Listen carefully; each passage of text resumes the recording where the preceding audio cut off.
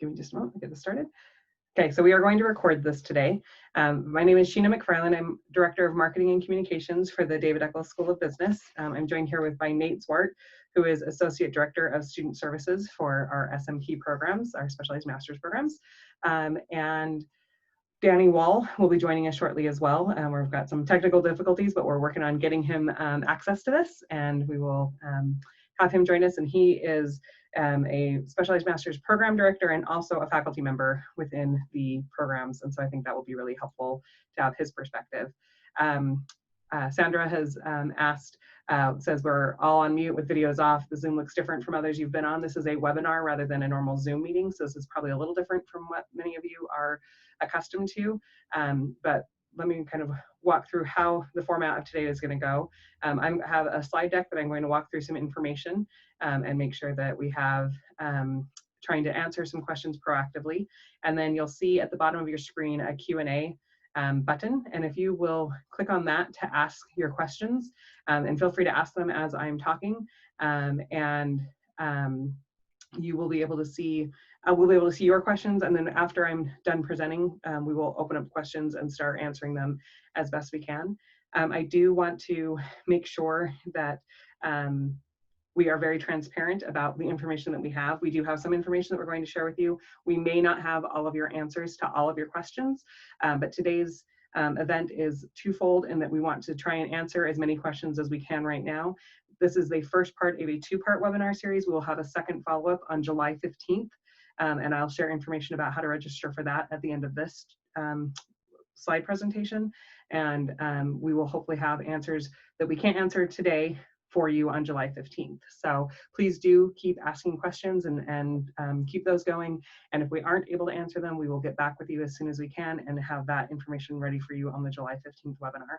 We are recording today, and I will make this recording and the slide deck accessible to folks so you can access this information later. And for folks who aren't able to make it, they can access it at any time to make sure that we can answer as many questions as you have. So with that, let's go ahead and get started with the slideshow. So give me just a moment here to share my screen.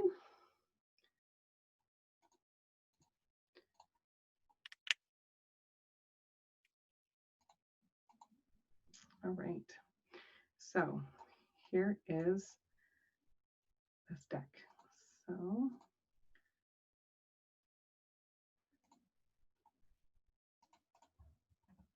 pull it up and we'll start.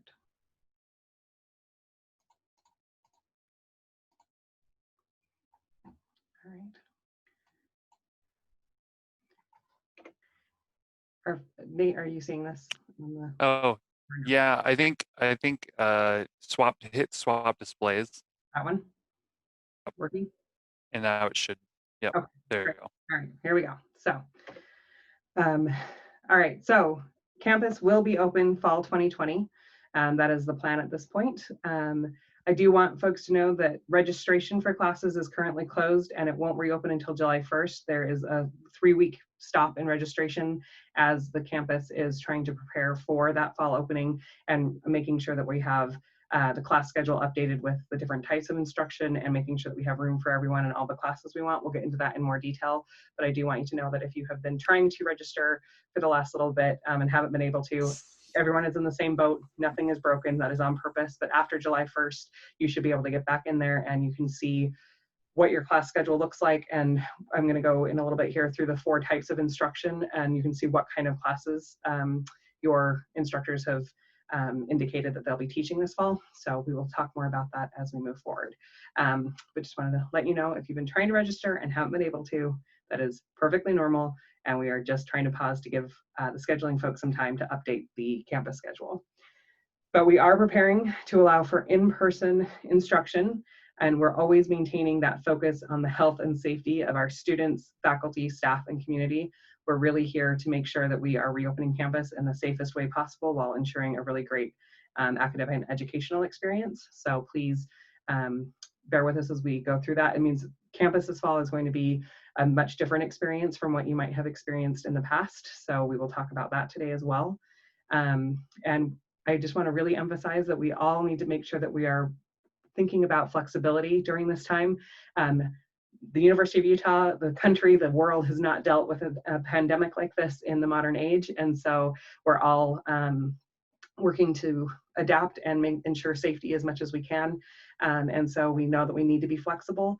And we are following the state's color-coded system, which I'm going to go through in the next slide here. And this is what has been set up by the state of Utah. And so there are 4 colors. There's red, orange, yellow, and green. And I want to emphasize that green is new normal, not old normal. So there's still a risk factor involved. Right now, the majority of the state of Utah is in yellow, but Salt Lake City is in orange. And that's where the University of Utah, of course, is located, and campus is currently in orange. And so that means that we are taking some pretty extreme cautions. Most of staff are working from home. As you know, all classes are online only this summer. And so that's kind of what we're navigating. The university is planning to be in yellow for the opening of campus. We don't know, obviously no one has a crystal ball and can definitely say that's going to happen, but that's what the planning is for. And so as we're rearranging classes and looking at class capacities, it's going to be with the understanding that yellow will be what stage we'll be in. But both orange and yellow do require 6 feet of social distancing.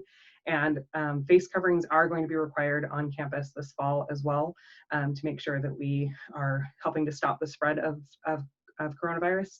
And we are limiting groups to no more than 50 people. So in a classroom, you'll have no more than 50 people in a classroom, and many classrooms will be significantly smaller than that because of the 6-foot social distancing requirements. And so you'll see much smaller on-campus courses.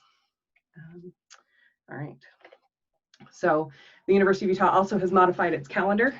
We have kind of a hybrid fall 2020 semester with in-person classes beginning August 24th as originally planned and finishing by Thanksgiving, which is November 26th. Fall break this year will not happen. And so the fall break will be canceled and classes will continue through that week. There is currently a U.S. vice presidential debate scheduled to happen that week. And if that does take place, then classes will move online only that week. And so we just need to make sure, again, being flexible. And we aren't sure if the U.S. vice presidential debate will happen in person or if they're going to do a different format for that. But classes will move online. And then after Thanksgiving, instruction is going to shift online only from November 30th to December 3rd. And final exams will be held online December 7th through December 11th. So just be thinking about classes being largely in person up through Thanksgiving, and then after Thanksgiving, it'll be online only after that.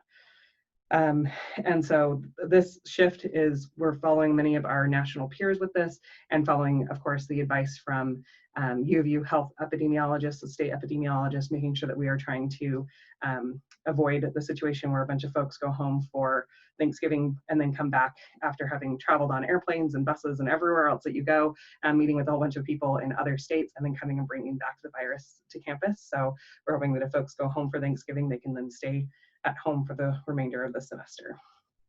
Sheena, if I could jump in and just answer a related question that's popped up on the Q&A. The question is there a possibility of fall semester going online like happened in the spring and summer? And if that happens, how is the university planning to handle those issues for international students? Really good question. I guess there is a possibility that we are orange in the fall. Like Sheena said, we don't have a crystal ball. We don't know. All the planning we're doing assumes that we're going to be at yellow, which means we will be following the plan that Sheena outlined. However, in the event that we are at orange, which I guess it could happen given the spike in cases, the International Student Services Office right now is working on a plan for that. And my assumption is that that plan would allow international students to study from their home countries. However, we don't have a conclusive answer on that yet. But excellent question. We will see if we can find more information for you for the July 15th. And we'll get back with you for sure on what that might mean for our international students. Great. And please keep the questions coming. So, so speaking of the class schedules, guidelines for fall semester will require some changes, of course, to assign classrooms and to student and faculty schedules. we are, the university as a whole is really trying to prioritize the in-person college experience of our first year students, our freshman students, and helping seniors complete their degrees as the guiding principles for campus as a whole. I know that doesn't apply here to the specialized master's program students that are joining us, but just so you know where the priorities have been for the in-person campus classes. I do know that some specialized masters will be in person as well. But other courses might be offered in a hybrid format, some online, some in person, or an alternating attendance format. And I'll get into those types of instruction in the next slide. But online resources and digital technology are going to be maximized in every course. That might mean using Zoom, using Canvas in new ways, using other interactive digital tools. So we'll be looking to different professors for the information about what they're going to be using. I do know there's a lot of training going on campus to make sure that faculty are trained and ready to go for fall semester, whatever their class might look like. Canvas is going to be a tool that is going to be regularly utilized, where syllabuses should be, and class communications. So be checking your Canvas pages as semester gets started. And Sheena, yes. sorry to interrupt, if I could add, faculty have been told that they have to use Canvas. Now, whether all of them will or not, we'll see, but the university has mandated that all faculty utilize Canvas. And so, you know, hopefully that makes things a little easier on everybody. Absolutely. And then recorded and streamed lectures through Zoom and other technology will be used regularly. There has been, again, the request out to faculty to record every lecture. And so I'm making those available to students who, for health reasons or whatever, can't come to class that day, that they can still access the information. So that has been what's been requested. We'll see, again, like Danny is saying, what faculty end up doing. That is our hope, that faculty will follow through with that. So, and then there are 4 types of instruction, and you'll be seeing this on the class schedule as it gets listed out after July 1st. So you'll see in person, which is a class on campus that is meaning that social distancing will be followed. And that means that if we're in yellow, the maximum number of people that can be in a classroom is 50. Most of our classrooms at the David Eccles School of Business buildings are going to hold much closer to 15 to 30 students, depending on the size of the classroom. We have a couple of auditoriums, and we are converting the event space Child Hall into classroom space as well. So there are some larger spaces that we're trying to help some of those 50-person classes be in person. But that's, if you're looking for an in-person experience, it's largely going to be with a much smaller courses that has lower enrollments. Hybrid is another option that you'll be seeing, and that will be some in-person and some online instruction. And so that might mean if it's a Tuesday, Thursday class, that Tuesdays are in person and Thursdays are online. It could mean that they have a kind of rotating cast. If you have, you know, a class with 100 students and maybe 30 students are on Tuesday in person and the other 60 are online, and that switches among the cohorts of 30 so that everyone has some in person and some online instruction. So it really depends on the size of the class and what the faculty member is looking for.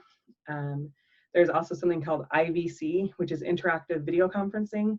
Basically, this is online instruction, but it's synchronous, meaning that if you have a class that's scheduled, you know, Monday, Wednesday at 10:30 a.m., then that's when you get on Zoom or you get on whatever digital technology the professor is going to be using, and that they'll go through lecture and class activities and all the normal things that they would do, but it will be online, but at a certain time. So you will still be held to coming to class at the times that you agree to.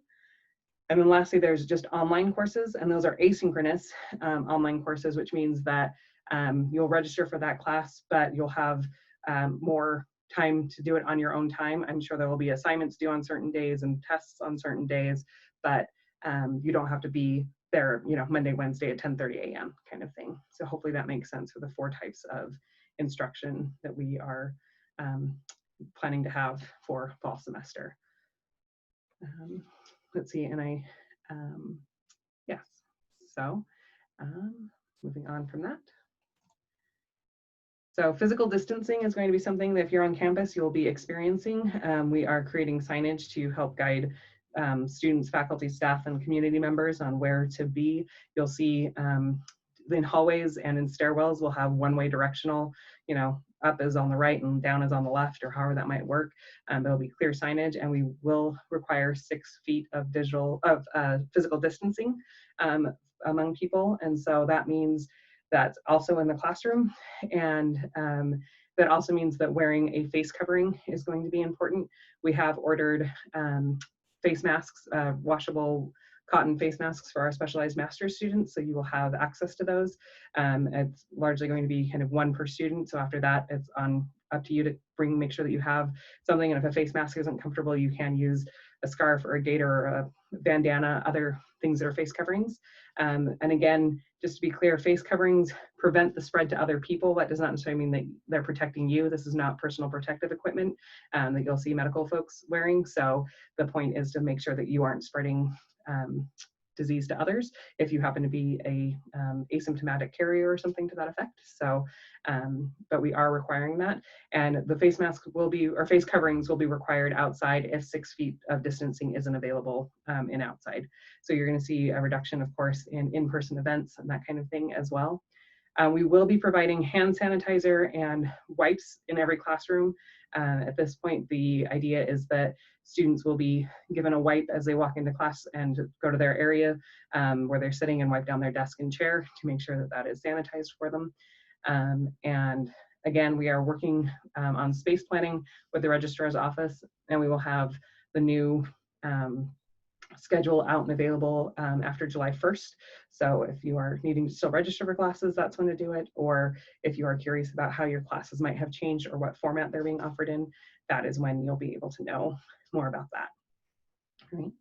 I've just got a couple of last informational slides, and then we'll get back to the Q&A a little bit.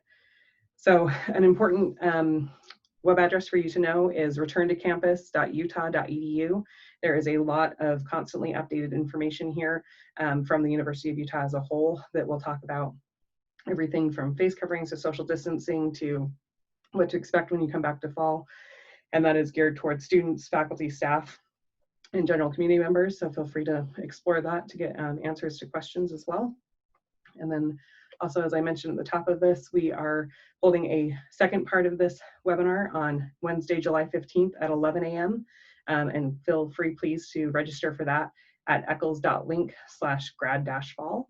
And we will be sending that information out to you via email as well to remind you to register if you would like to join us again when we have hopefully some more information for you and to answer questions that you are asking today that we might not have the answers to right now. So I'm going to stop that slideshow and then come back to our. And sorry, I'll just jump in real quick, Sheena. Please. We'll also have our academic advising staff send out, a widespread email with that new link and remind students of that July 15th webinar as well. Right now, the academic advising staff in your specialized master's program is going to be one of the best resources for you. They're still taking phone appointments, Zoom appointments, responding to emails. So utilize them. We're trying to be as proactive as we can with some of these answers.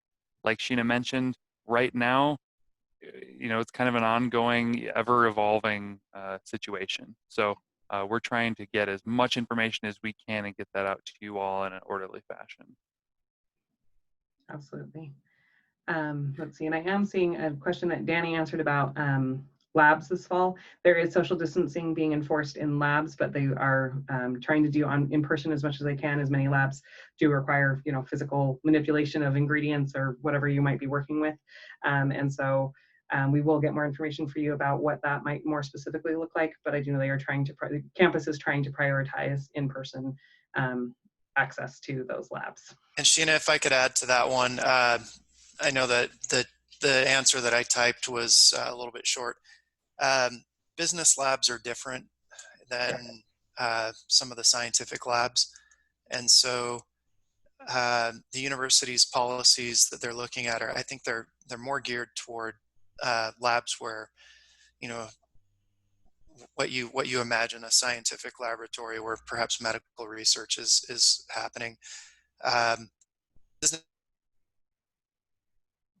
are usually more people, and so I would say as long as social distancing can be maintained, that we should be able to without too much disruption. But it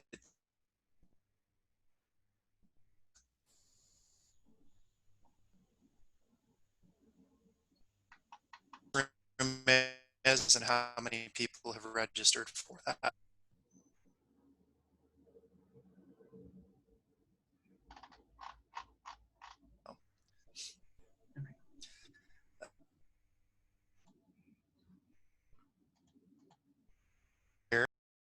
Anything that requires students to gather, or groups of people to gather, you just have to remember social distancing is going to be required.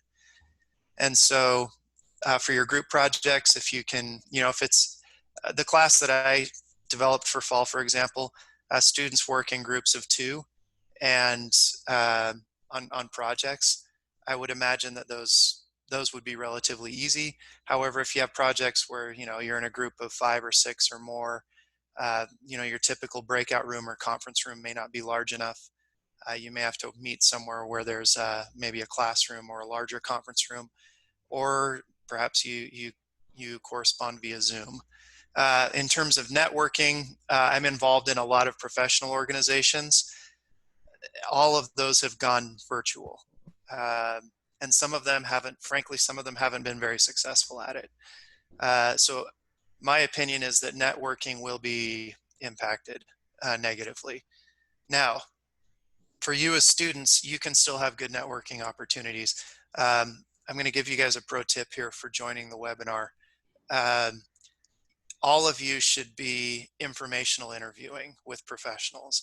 And it might even be easier to do that during COVID. Because a lot of people have become a lot more productive, and they might have an extra 30 minutes in their day that they can spare. So what I would do is I would just start doing research online with people who look interesting to you, people you would like to meet, and then I would work with career services. Our career services staff, they're fully up to speed. They're actually holding more meetings than they ever have with students, and connect with them. They can help you network. But I would set up 30-minute Zoom calls with people who you would like to meet, and I would just pretend like you're at lunch with them. The face-to-face interactions will certainly be limited, but that doesn't mean you have to stop networking. And like I said, I would strongly encourage you to do as much informational interviewing as you can, which is basically set up a 30-minute Zoom meeting, and ask them the questions that you have. Be prepared with good questions to learn about what they do, and most people are going to accommodate those requests. And then, like I said, let career services help you set some of that up. Yeah, and I'll chime in here too. BCS, so Business Career Services, they're also going to be organizing some stuff throughout the fall. They're actually working with Handshake, which is the platform they use for job postings and things, to still be able to hold things like career fairs, for example, or, for those of you who are accounting students, you're familiar with the fall recruiting, where the firms come up on campus. They're buying into a module right now that will allow some of that to happen. We're still figuring out what that looks like, but it's in the works, and hopefully, by July we'll have a better idea of what some of that is going to look like for you all. Let's see, it looks like Greg sent something in here. Oh yeah, yep, their BCS is still planning on organizing events throughout the fall for students to network. Thanks, Greg. But yeah, I know that they're making a lot of efforts to make sure that this is as seamless as possible. Obviously, there's again, I'll keep using we're ever evolving, right? Things are changing week to week, in some cases day to day, sometimes for the better, sometimes not. And we're, as a university, doing everything that we can to try to adapt to those changes, to continue providing a good experience for our students. There was another question about deferral and scholarships. I think if you click answer live, Danny, when... Yeah, I just clicked answer live. Oh, okay, cool. So so I'll just go ahead and answer this one. Yeah, go for it. You can always defer. That hasn't changed. In fact, the deferral rules have become more relaxed. I think you can defer longer than you used to be able to defer one semester. I think you can defer for an extended period of time now. I think it's 2 semesters. Scholarships, they could be affected, but if you have been offered a scholarship and you defer and nothing changes, chances are you'll be able to get that same scholarship when you decide to come. Another question. This is actually not a dumb question. Someone said, dumb question, why do I want to do informational interviewing? It's a good question. It's a good question. Informational interviewing is, I kind of use the term without defining it very well. It's a great way to network. If you're trying to build a network as a young person, as a student, you reach out to somebody and you say, hey, I'm interested in what you do. Can I meet you and just learn a little bit more about it? You show up at that meeting with good questions, you have a good exchange, and you are going to leave a good impression on that professional, and that person becomes a part of your network.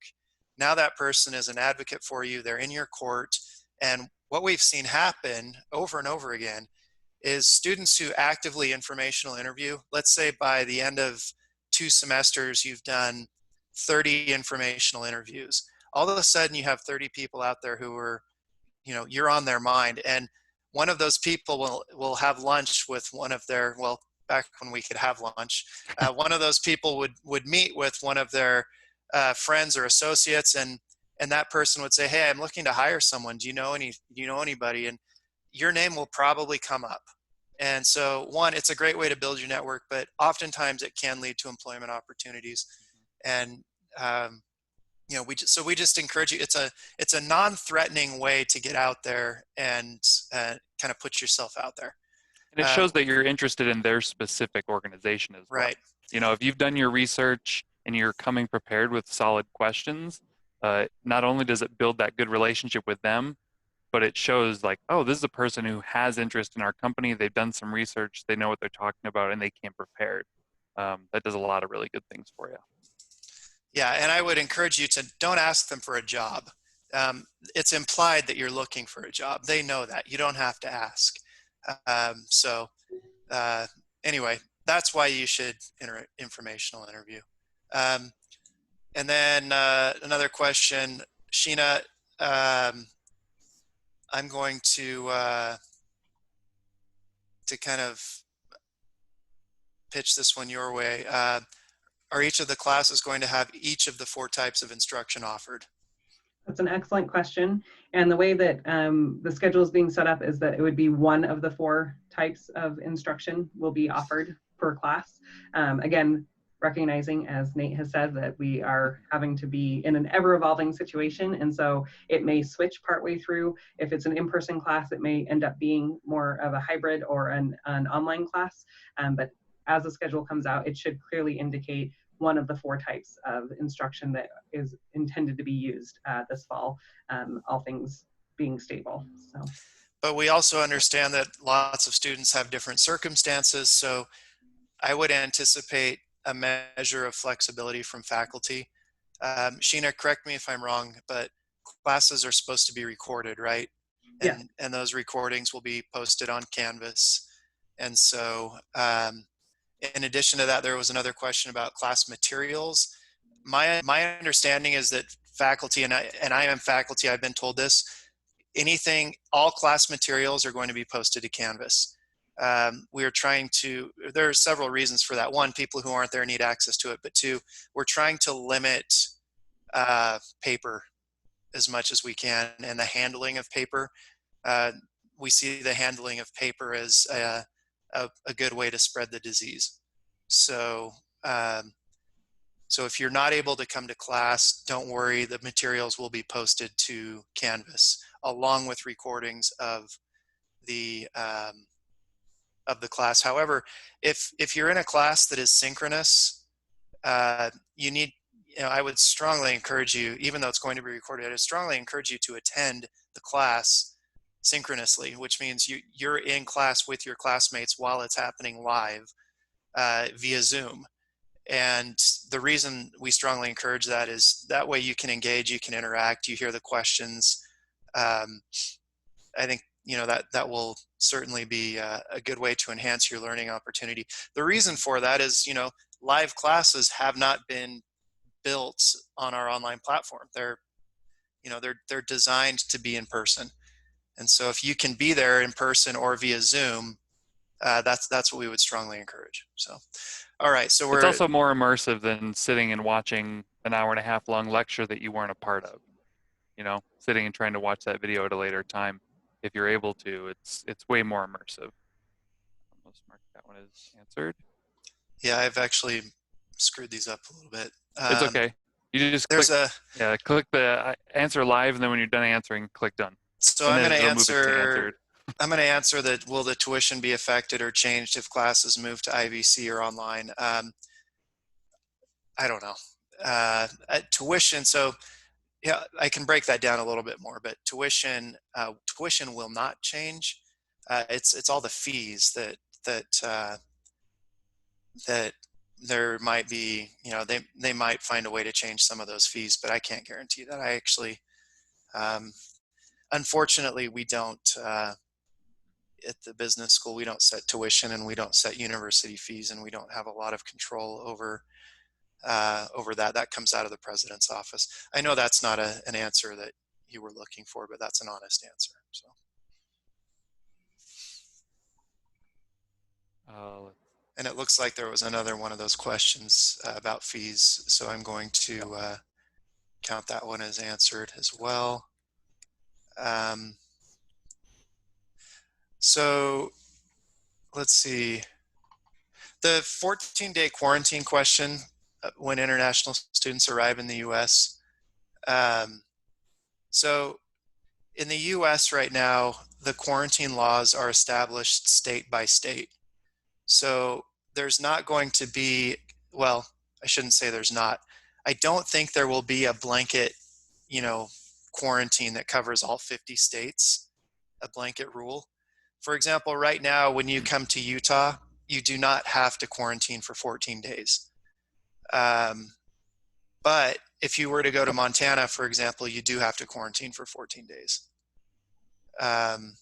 So this is a fluid situation. Sheena, do you have any additional information on that? No, I think that you've answered it well, and I do think that it would be wise as someone coming from an international country to book in that maybe 14 days, just because this is such a fluid situation. I'd hate for someone to come in and not have that 14-day window to be able to self-quarantine. Danny's right in that right now that's not the case in Utah, but that may change as case counts and the disease continues to evolve. Yeah, but I would just pay close attention to that. And I guess worst case scenario, if you come and you do have to quarantine, as long as you have your housing lined up, you can certainly attend. I mean, our orientations are going to be online or remote. You could certainly quarantine for 14 days and attend classes. So. I'll jump in here. So there's a question, do you think future employers will question if we had the same quality of education as the students who came before us? How can we know if we're learning as much as we need to and then reassure them? I think that's a great question. That is a good question. I mean, I think right now, a lot of our employers, I would argue maybe all of our employers are going through a lot of the same stuff, right? More and more companies they're having to push things online. Everybody's having to adapt to this situation. And, you know, I think that our employers are going to be understanding of that. And, you know, our faculty, I will say, have done a tremendous job putting in lots of time and energy and effort into continuing to be able to convey the information that they would teach in person in an online format, right? It looks a little bit different, but they're doing everything that they can to make sure that you still have those resources available. And frankly, I think being able to talk about how you've adapted to this type of experience and the things that you're doing to continue your education in this moment, and, you know, maybe using outside resources, right? Like, we're all working from home. You know, I've got my little, you know, cabinet with all the stuff behind me. Like, I'm home, but, you know, I'm having to adapt to this situation and figure out, okay, how do I get information that normally I would walk down the hall to so-and-so's office and just ask a question. I guess I'm kind of going off the rails there, but I think helping employers understand, like, this was an eye-opening experience for you, and how to, develop flexibility and adaptability in a unique situation. In fact, I think, if you maintain positive grades throughout this, and know the knowledge and work with your faculty, you're going to come out of this just fine. And I think it'll give you some really great answers at an interview. Yeah, I agree with that. One of the like, here's what employers are looking for right now. And I think what I'm about to tell you, these are in like the top 5 most desired attributes from employers. One is problem solving skills. That is number 1. Employers want students, or they want employees who can solve problems creatively, and who don't get held up in that process. I would take this as an opportunity to demonstrate your problem solving skills to your employers. And then in the top 5 too are just kind of adaptability and flexibility, willing to shift on the fly. I mean, these are all incredibly desirable attributes for employers. And if you can find a way to showcase that, I don't think you're going to be held back or harmed at all. Sorry, there's a question that's been up here for a while that I just saw. Will CPT be available for international students in summer if they complete an online fall semester? My understanding is that international students are not going to be penalized for studying online because of the current circumstances. The other thing is, if you take a class that is in person, and part of that is delivered online because we can't get everybody in the classroom, there's no penalty for that. That's an in-person class. A third thought here, we have purpose-built online classes, and they have a specific code. When you register for that class, there's a code on the registration link that designates it an official online class. Our other classes, whether they're remote, synchronous, asynchronous, hybrid, they will not have that designation. So officially, they're not even considered online classes. We're delivering them remotely or online right now because we have to, but those aren't officially online classes. It's just a unique circumstance right now. And then part 2 of that question, will on-campus jobs be available during fall? If we're on campus and the hiring freeze is lifted, then the answer is yes. However, I think on-campus jobs will be more limited than they have been in the past. Yeah, and I don't believe that the hiring freeze affects student employment in the same way that it affects staff and faculty as well. It doesn't, but I would say those jobs are probably going to be limited, because like everything, we're trying to keep the social distancing in effect and all that. Now, you might be able to have an on-campus job that you can do from home. Those jobs, I mean, we are still hiring graduate assistants. That will probably be a remote job in the fall. But so I think the answer is yes, but like Nate said, probably a little more limited. I'm going to jump in here. There was a question, will there be an official recommendation for more flexible late work policies for students who do get sick during the semester? I think, like Danny said, our faculty want to make sure that our students are walking away with the material, right? Not just a grade, but the knowledge that you're trying to gain in your coursework. I think if you get sick, talk with your faculty. I think that's the best advice I can give you. As a student, just open communication and dialogue with your faculty.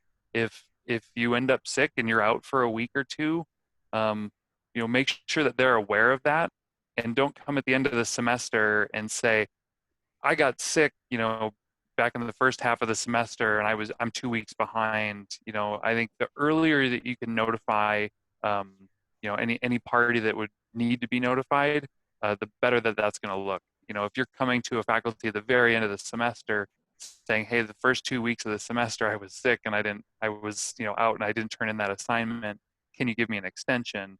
That looks very different than letting them know in the moment. And Nate, I have seen something official from the provost's office. Oh, awesome. Great. And I don't know if it's been written into policy yet, but Sheena, remind me if I'm missing anything here, if you saw the same thing, but what I recall is that they are going to come out with something that strongly encourages, or that mandates that faculty be lenient and basically provide an accommodation for students who do get sick. Yeah. And you know what? Our faculty are great. You'll find that Mhm. they'll do that anyway. I mean, I teach, I've taught for almost 10 years here, and when students get sick, I work with them. But the question was about an official policy, and I do think that you will see something, at least an official guideline that kind of tells faculty what they should and shouldn't be doing. So. Yeah, and to reinforce that too, if you are feeling sick or you're not feeling well, please stay home. Has been the mandate from the campus, is we want to really limit the spread of this as much as we can on campus. And so if you're not feeling well, please don't feel like you need to come to campus and come to class. Everyone, faculty, your fellow students, everyone that you might come into contact with will very much appreciate you taking the moment to stay home. And your faculty, as Danny said, faculty are really great and working with students. I know they've been working really hard this summer to make sure that their classes are at the quality to convey the information online if that's necessary, or in a hybrid situation. So we're all in this together, right, is what we keep telling everyone, because it's a very true statement. And all of us want to make sure that we're all staying healthy and that we're having a great educational experience. So please do talk with your faculty early, and they will be very receptive to what the situation might be. Even during non-pandemic times, I never want sick students coming to class. I mean, it's a miserable thing to have to do, and I don't want anyone else getting sick either. So I know there's some like diehards out there, and I've had every semester, I have people who are deathly ill coming to class because they feel like they have to. Please don't. We encourage you to stay home, especially now that we have remote learning opportunities. So you can stay home and attend class synchronously if you would like. Final exams will be held remotely after Thanksgiving. And the latter part of that question is slightly more difficult for me to answer. It's how would that look, or how will that look? To be completely transparent, some of you probably experienced this if you were studying with us. Exam proctoring has been our biggest challenge. And so the exam proctoring in the spring was problematic. And so we're scrambling right now, working extremely hard to try to come up with solutions for that. A lot of faculty are just saying, you know what, I'm going to create a project or an exam that is open note, open internet, open anything. Basically, you can't cheat on it. But if you spend a bunch of time looking stuff up, you may not finish it. So that's one approach. There are proctoring tools out there. Some faculty will probably proctor their exams via Zoom. There's another tool called ProctorU or uProctor. That's the tool that we had some problems with.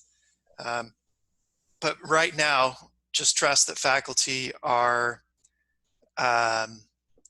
they're working really hard to figure that out. So. And I had a meeting with all of our career line faculty in accounting yesterday, and it sounds like they're getting some of those kinks worked out with ProctorU. It seems to be working a lot better this summer than it did in the spring. So we're hopeful that we'll have more solutions there. We had a student. Oh, sorry. Go ahead, Danny. Well, then a couple of students have been waiting for a while. So there's a question about taking classes this summer. Can we elect to take them credit, no credit?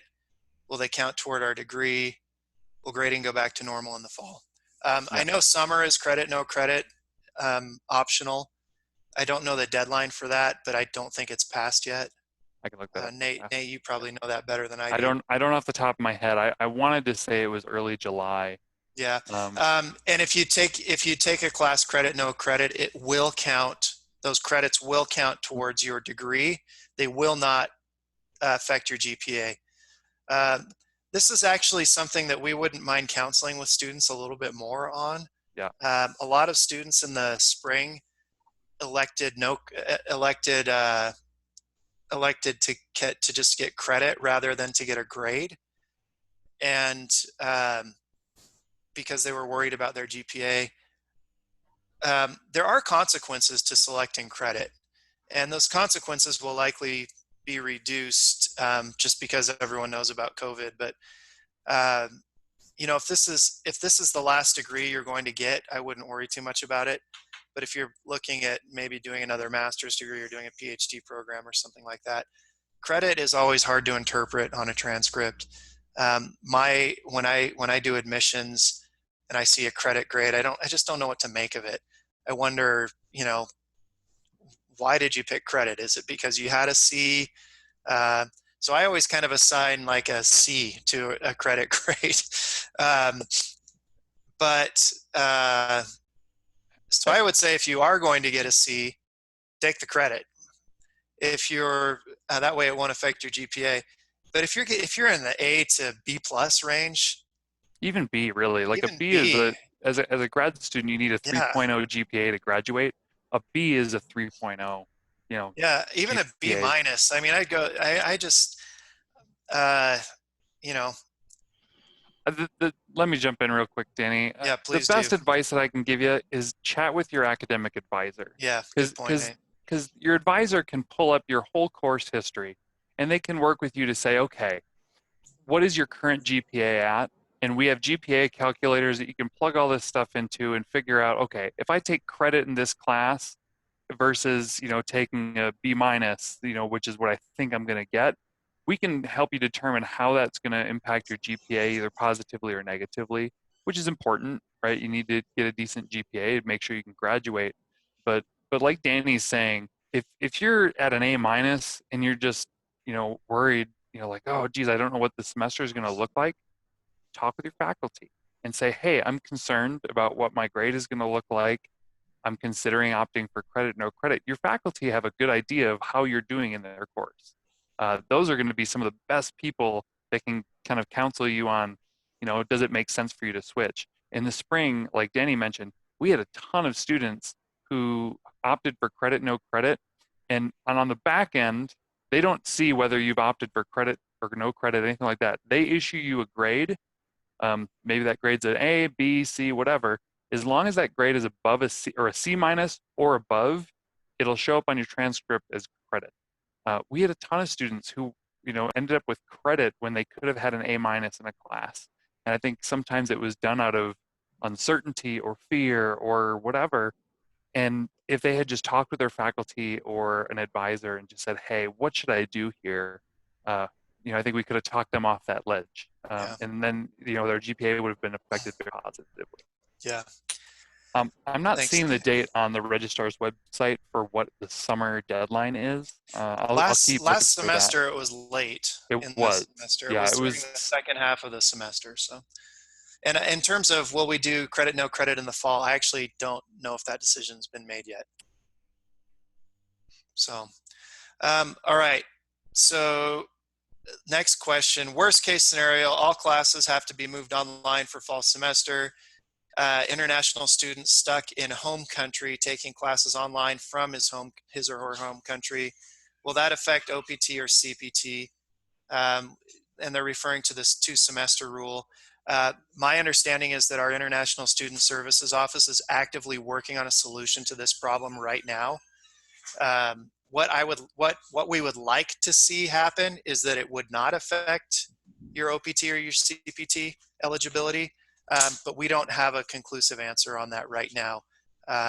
As you can imagine, that goes to authorities well beyond the boundaries of the university.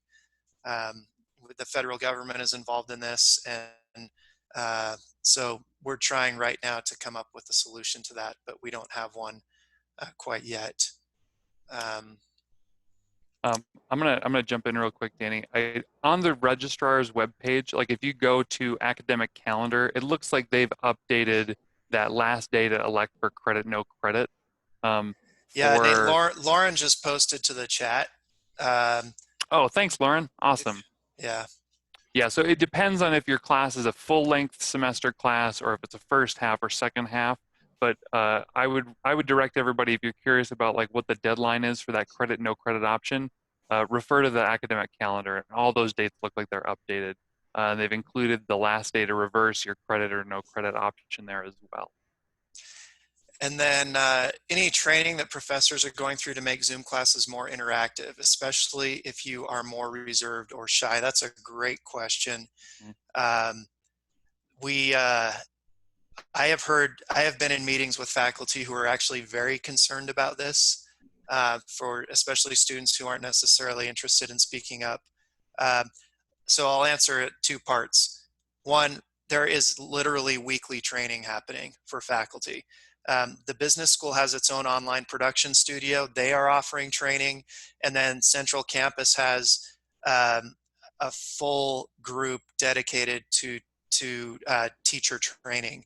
And those trainings are literally happening weekly. And it's a blend of technology tools that can make it more effective. It's a blend of how to interact virtually. And I would just give a little bit of advice here to students who are reserved or more shy. Attending remotely might actually make it easier for you to interact by using the chat function, similar to what you're doing right now. You can chat anonymously with the professor, or excuse me, you can chat individually with the professor. You can, you know, if you don't want everybody to see your question, you can just ask it directly to the professor without having the whole class see it. But if you are reserved and shy and you're trying to kind of break out of your shell and you know, and kind of get out of your comfort zone, you can use the hand raise function remotely and ask your question verbally, or you can, you know, that's actually what I would do if you want to, you know, if you want the professor to call on you and you want to ask your question verbally, just use the hand raise function in Zoom. But please know, myself included, we're working really hard to get up to speed on this. I personally have not taught remotely before. However, I'm not, you know, and I'm going to a lot of the trainings. I'm trying to learn. For me, it's more, I'm not as concerned about kind of maintaining connectivity with students remotely. I think I can manage that. My bigger concern is some of the technology that we can use to make the classes better. I'd like to learn some of that. So, all right, I can answer this next one. Has the venture fund been removed to remote participation? I would probably, I don't know this for a fact, but my guess is they've moved to maybe more of a hybrid participation, but I know that right now most of what they're doing is remote. And if you're a student looking to get involved in the venture fund, I don't think that what's happening right now will affect your opportunity to get involved. I mean, they still have a you know, 20 million plus minus fund that they're trying to deploy. So now I will say that that market has been affected by COVID. I have a lot of friends in private equity, and a lot of deals have kind of gone on hold, just while people wait to figure out what's happening. One of my friends is at a private equity fund that owns a lot of fast food restaurants in the US. And when this whole thing first started and fast food was basically shut down, it was rough. Everyone was scrambling, trying to figure out what to do. So that world has been disrupted pretty dramatically. However, it's more recently, I've heard deals are starting to flow again. People are just trying to find ways to work through it. So, but again, to answer your question, if you would like to participate in the venture fund, you know, you'll have an opportunity to apply. It's you know, it's not an automatic thing. You'll have to be hired basically, but I think they're still going to be hiring. And then, are all classes in the fall available to take remotely for international students? This one, we've touched on it already, but I think the clarification I'd want to ask is from your home country or from the US. Nate, what were you going to say? So I was just going to say, if a class is listed as section 90 or 91, and is classified strictly as online, Yeah. those classes are the ones that are a little bit more restricted for international students. Now, if a class is in person, IVC, or hybrid, those we're classifying as an in-person class. So those don't have the same credit implications as an online course does, right? As an international student in a master's program, you're required to take at least, I believe it's 6 credits in person per semester, right? You couldn't take all of your classes in the online format. In this situation where we have some classes that are IVC, which is online, but has that synchronous time you're logging in, or something that's hybrid where you have some in-person component and some online, those don't count against you as an online course. So not necessarily every single class will be completely online. That's something that the international office is still kind of working through right now. We're hoping to have a little bit more guidance from them by the July 15th webinar in terms of what that's going to look like. And Danny kind of touched on it a little bit earlier too, but like CPT, like those types of policies and things like that, we don't necessarily control. We're working with our liaisons at International Student and Scholar Services to see what that's going to look like and how our international students are going to be impacted. In theory, if you've got all your classes are IVC or are that synchronous online, in theory, you could do those from your home country. But that's something that I would want to refer you to the International Student and Scholar Services. They are going to be your best resource as an international student to make sure that you're meeting all of your visa requirements and not losing anything in terms of status, especially if you're wanting to come to the United States at some point for a job, OPT, CPT, that type of stuff. So hopefully more to come. We're going to be working with them, and hopefully they'll be putting out more statements right now. I know their website has some information. In fact, I'm pulling that up right now. If you go to the International Student and Scholar Services webpage at utah.edu, you'll find a whole host of frequently asked questions. They've done a really great job of building out some of these more specific questions that they're getting a lot of. And their frequently asked questions page is going to be really, really helpful for you. I would definitely encourage you to get over there and read through that, and maybe get in touch with one of the advisors over there too. And then another question has popped up. Before registration closed, the classes I was planning to take were moved online. Due to COVID, for the students that are taking evening classes and working full-time, can we expect a fully online degree for the time being?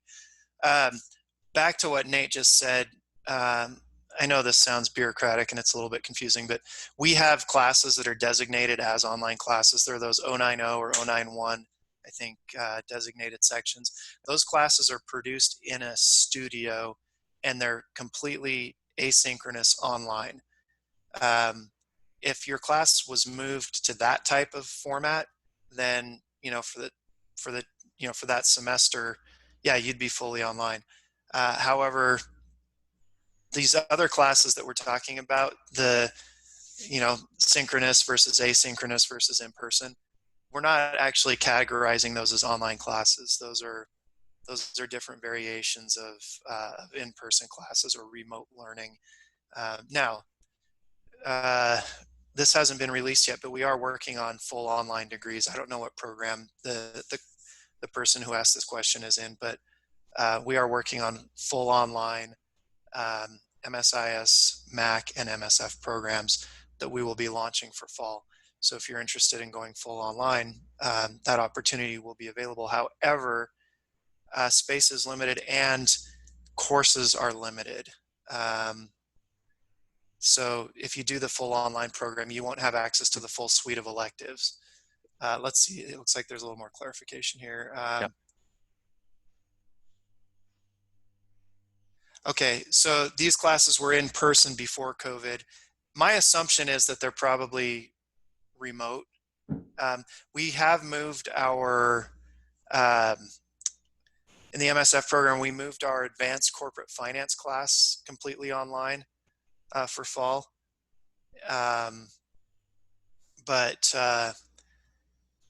So, to answer your question, generally speaking, our outlook right now, we don't know what spring's going to look like, but for fall, for the time being, I think you can just assume that you're going to be learning online or via one of these remote applications, unless you want to come to campus for some of those classes that might be offered on campus. Yeah. So. Yeah, in the MAC program in particular, we just have a handful of classes that are going to be offered in person, and we're hoping to hear more from those faculty member in terms of what their online components are going to look like. We'll definitely have more information by July 15th for that. Well, and let me add, all of our remote or online learning, whether it's one of those completely asynchronous, purpose-built online studio-produced classes, or one of these other synchronous versus asynchronous, all classes will have a synchronous component.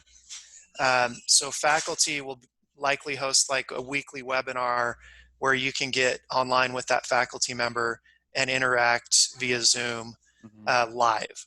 So you can plan on at least having that.